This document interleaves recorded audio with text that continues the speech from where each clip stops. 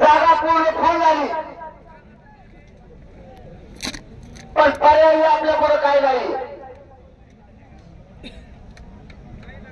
सरकारला धोरणावर आणायचं असेल तर सगळी शक्तीचा वापर आपल्याला आता करावा लागणार आहे. आपण काय नाही करून आपल्यावर गुन्हे गोरगरिबाचे लेकर गुंतवायला लागले आणि फडणवीस साहेबांनी 10% आरक्षण दिले.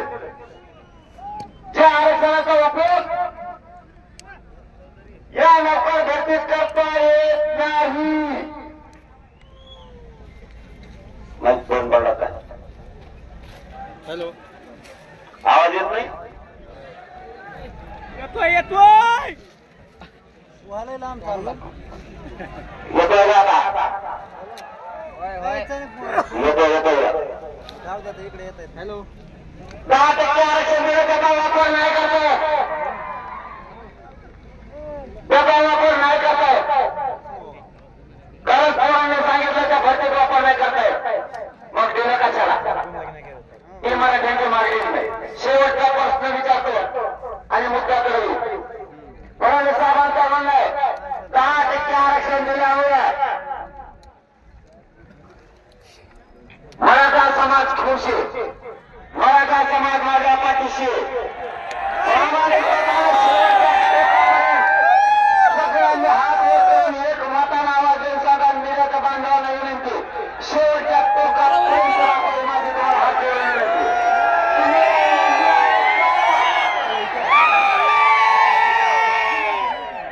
निराच्या बांधवांना विनंती, शेवटच्या बाजाच्या टोकापर्यंत लोकांच्या हातावर पाठीमागच्या ग्राउंडवर उभा असणारे दिसत नाही तरी त्यांच्या हातावर. मराठा समाज खुश नाही.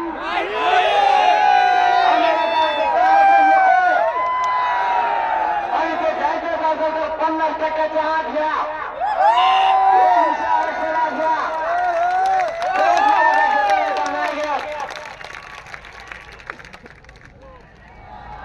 सगळ्या सोयऱ्यांची अंमलबजावणी केल्याच्या नंतर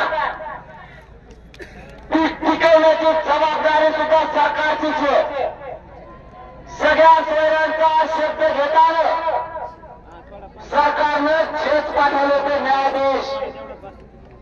त्यांनी काढलेला हा शब्द मराठ्यांनी लक्षात ठेवा. हा शब्द न्यायाधीशांनी काढलेला हा शब्द सगळ्या सोयऱ्यांच्या माध्यमातून नोंदी नसलेल्या माणसाला नोंदी मिळालेल्या मराठ्यांच्या नोंदीच्या आधारावर सगळ्या सोयऱ्यांना द्यायचे. व्याख्या आपल्या व्याख्या